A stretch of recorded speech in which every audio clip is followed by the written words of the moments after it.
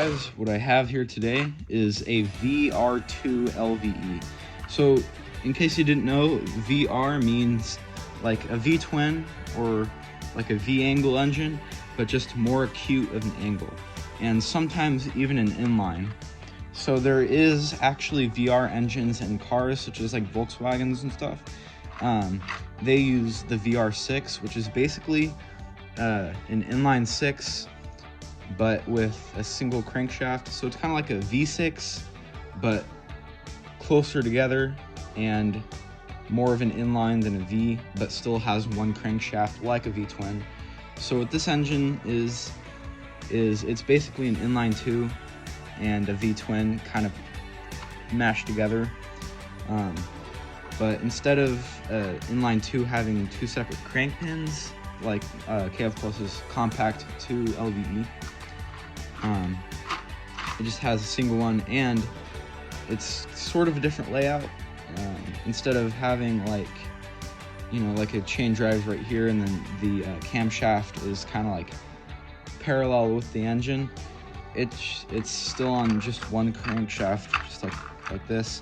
So it's basically just a V-twin with like an inline 2 kind of block. So the crank order is not far off from a V-twin actually, but there still is more acute of a crank order. So it's like just under 90 degrees. You can see right here. So it's like almost 90 degrees, if not less than 90 degrees. So it just gives, it's a really unique firing order. And I'm really proud of this because it's actually a very, very simple engine. Like, this did not take that much time to build. As long as you have like a basic concept of what a VR engine is, this engine is a piece of cake to make. So let me crack open the cylinder.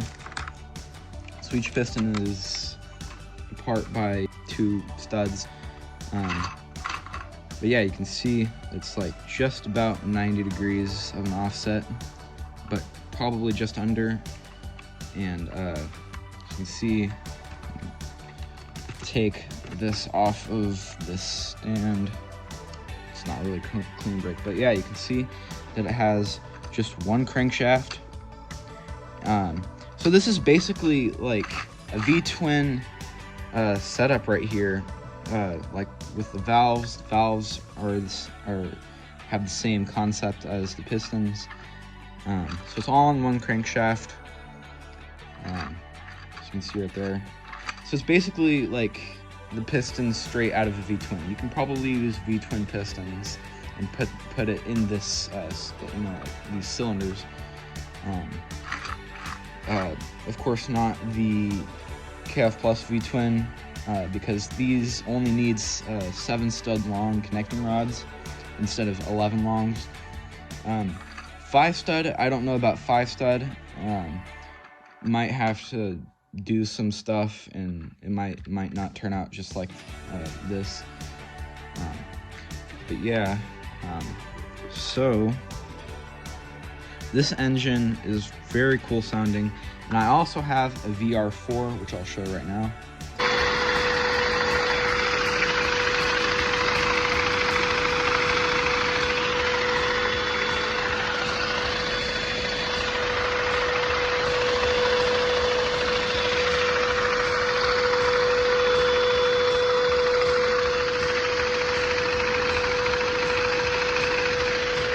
So it's a very cool engine, and this might be the first of its kind, I don't know, but it is a very unique engine, and I hope to see others make it, you know, from the anybody from the Discord or any of my viewers.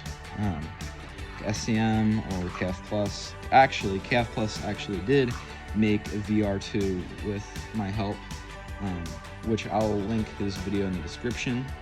I suggest you check it out. It's a very, very cool engine. He actually did put a slide throttle on here. The reason I didn't put a throttle on here is because I've just been using like this kind of technique. so I didn't really think it was that necessary, and I didn't want to lose any performance in case this engine was very underperforming and barely ran. So I didn't want to have any air leaks or anything that'll cause this thing to perform less than it does now. So crack open the manifold. This is a extremely basic manifold, very, very, very basic.